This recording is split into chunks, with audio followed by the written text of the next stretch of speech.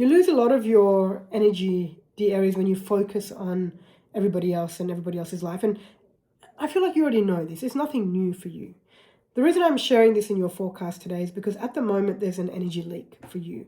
And part of the energy leak is because you're giving your attention, you're giving the space that you currently have to a bunch of, and forgive me, but this is how it feels, nonsense. To a bunch of stuff that has nothing to do with you. You're allowing, let's say, ideas or maybe something that you're watching or other people's opinions, whatever it may be in your space and to take up your mental space.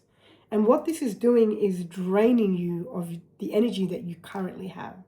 And so you start to feel more and more depleted. You start to feel more and more depleted around the decisions that you want to make in your life, around the direction that you want to head in, and so on and so forth.